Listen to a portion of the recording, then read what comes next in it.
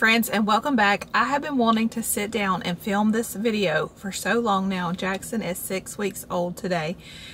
I have just not found the quiet opportunity to do that. My house is never quiet. No matter what room you go into, it's not a quiet house, which is totally okay. I would rather have all the noise, but since I'm in the car, it's a little quieter in here. I just have Jackson in the car seat sleeping right now. So I figured I would take this opportunity and film Jackson's birth story. I've been wanting to get this out there. I've already posted my birth vlog. If you missed that, I will post it down below. But this just kind of goes in more of a detail of everything and how his birth went, labor, you know, all the details that I want to go ahead and get out there while they're fresh on my memory and before I forget them and becomes foggy. You know how it is after the years go by. So anyway, that's what I'm going to do now. But first, if you're new to my channel, my name is Shasta. I'm a homeschooling mom to now 10 kids. I've been used to saying 9 for so long, but we have 9 girls. Just had our first son, and he is 6 weeks old today, like I said. My husband and I have been married for 19 years. Here on this channel, I love to share my passion for Christ and homeschooling, day in the life vlogs, recipes, birth vlogs, postpartum vlogs, things like that. So anyway, let's just go ahead and get straight into this video. So anyway, Jackson was born May 1st, 2024. I'm going to back up just a little bit though in my pregnancy. I won't take long on that part. We'll get to the good parts of labor and delivery. But I found out I was pregnant with Jackson August 25th, 2023.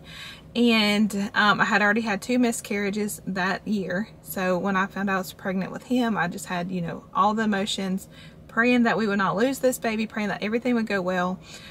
So at 7 weeks, I had a scare of a little bit of spotting. 9 weeks, I had a scare of spotting. Both times I went to the emergency room just because I was just so scared of that. And nothing really came of that. That was the only 2 times that I had spotting. So thankfully that did not cause any harm, or it was not a miscarriage or anything like that. So anyway, I had my first anatomy scan at 22 weeks. Normally it's at 20 weeks, but I had mine a little bit later.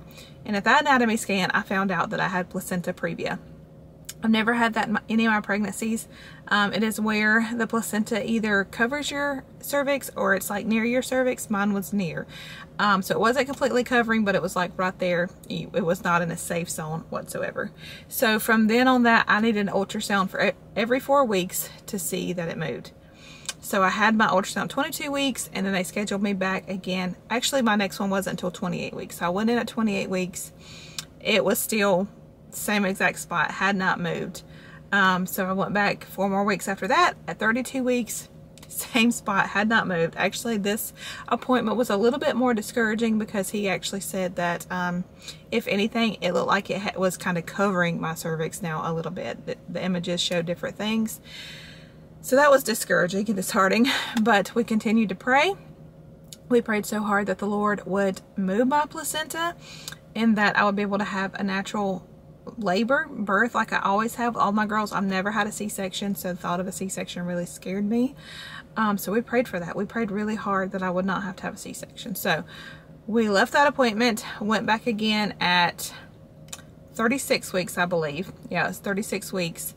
And at that appointment, that is when we saw that there was the baby's head. That's all you could see. You could not see any kind of placenta previa or anything. All we could see is the baby's head because he was already head down at that point.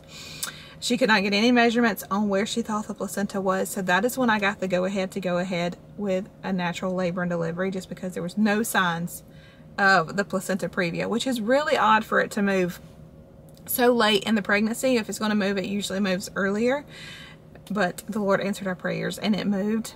So from then on out, I knew I could go ahead and go in labor and it would be fine. There would be no emergency C-section or anything like that. I was just beyond grateful. So I did not go in labor on my own though. We scheduled not a C-section. We scheduled induction at 39 weeks and 1 day on May 1st. So I was scheduled to be there at 6 a.m.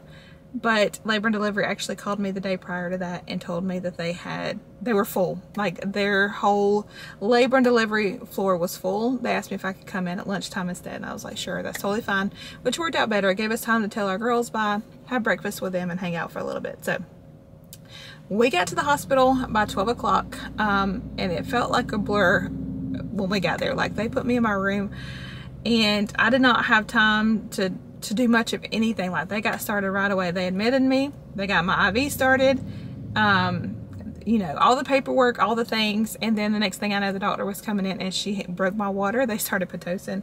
So it was like that, and everything was started. So water was broke at about 12:30 p.m. and Pitocin was started then. So we assumed once my water breaks, I normally have a baby between 4 and 5 hours as soon as my water breaks. I'm gonna take a drink of my coffee real quick. So we assume, you know, 5 p.m. we'll have a baby. That was not the case. My labor was very slow this time. She would come and check me and I would only move maybe like a centimeter or so. I ended up getting my epidural, I think around 3:30 p.m., something like that, when I was at 6 centimeters. So we thought for sure baby was coming soon, and turns out he was not born until 8:07 p.m. that night. And there's a reason why it took longer.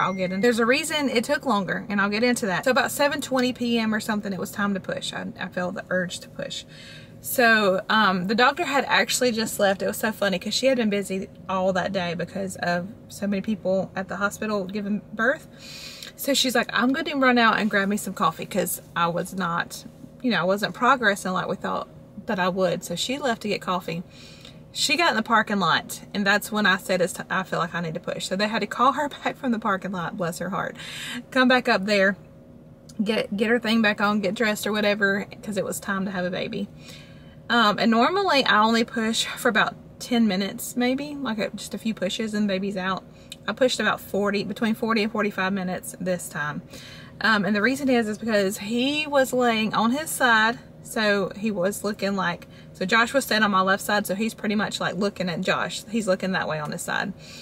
And so when I started to push, she tried to turn him where he would come out, you know, like he's supposed to. He went right back to that position.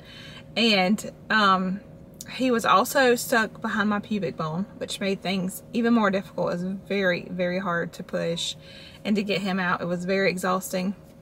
I was sore for days after that. But anyway, whenever I would have a contraction though, his heart rate would kind of speed up. And there, when I was in labor, I forgot to mention that, but his heart rate would drop during a contraction, which was scary. So they put me on my left side with a peanut ball, and I laid there for a little bit, and then it was fine after that. So anyway, his heart would like either go up or down during a contraction, and I was pushing harder because he was behind my pubic bone.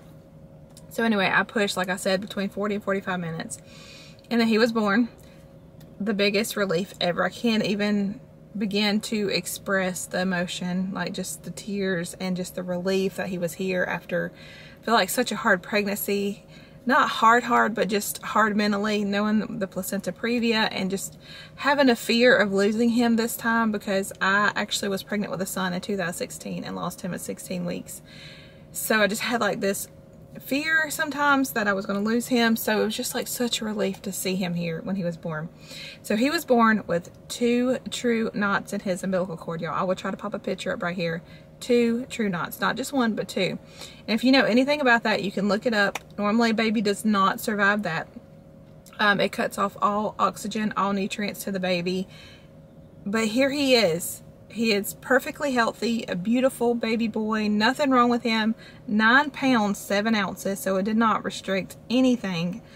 Y'all, the Lord's hand was just over him the whole time. Like, I'm just so thankful he took care of us the whole pregnancy, delivery, everything, answered our prayers. It was just the sweetest time. But that's not all to the story, y'all.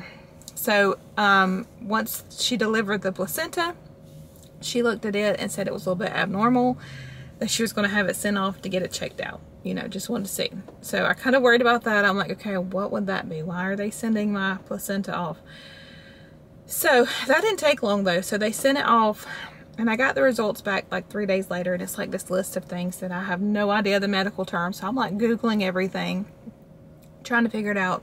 And all that I could read, all that I could find is that all these things that my placenta listed are all reasons that he should not be here. It was all things that are fighting against his little life. Yeah, here he is. He's here. He's perfectly healthy. I can't even name the things that it was, but I had my 2-week postpartum checkup like a week after I got my results. She went over those and she's like, I just want you to know that this baby is a miracle. There were so many things fighting against him, and here he is. Like, y'all, I am just forever grateful. God is so good. He is so good. Like, he just had his hand on him the whole time, because all of these things were fighting against him where he should not be here. Yet here he is. 2 true knots in the umbilical cord. Things wrong with my placenta that could have caused either a miscarriage, losing him, a stillbirth, or low birth weight. None of those things. He was born perfectly healthy at full term, 9 pounds 7 ounces. So none of that, like none of it. So if you don't believe miracles can happen, they most certainly can, because he is definitely a miracle to us. So anyway, that's kind of his birth story, and here he is, 6 weeks old today.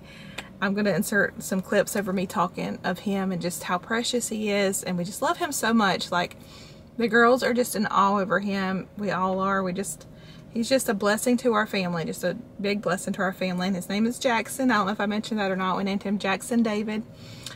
He was 20.5 inches long, 9 pounds 7 ounces. There is one thing that I did not mention I wanted to mention here, though. In the middle of me pushing, I think I was like 25 minutes into pushing, I was exhausted. I felt my body getting exhausted. And I reached over and got Josh's hand, asked him if we could pray. I just felt like we needed to pray. I just felt that nudge to stop what you're doing, just go ahead and pray. So we prayed right then that he would be born, that he would, you know, everything would be fine. I wouldn't have to go into emergency C-section. Our doctor prayed with us. It was beautiful. It was such a sweet moment. And then not long after, he was born. So actually, it probably wasn't 20-25 minutes. It was like probably 5 minutes before he was born, because after we prayed, like, he was there within a few minutes. He came on out. So that's Jackson's birth story. Just a beautiful birth. And all of my kids have been a beautiful birth, just so sweet. But this one was just something about it, just unique, with his testimony and things that could have went wrong, but they didn't. The Lord's protection was over him, was over us, and so the Lord definitely works miracles. He sure does. So I hope that y'all enjoyed this birth story. I hope that it ministered to you. If you're expecting a baby, let me know in the comments below. I'd love to pray for you and your baby. And I thank y'all for watching and hanging out with us. If you're new to my channel, please hit that subscribe button before you leave today. Give this video a thumbs up, and we'll talk to you in the comments. Bye, friends.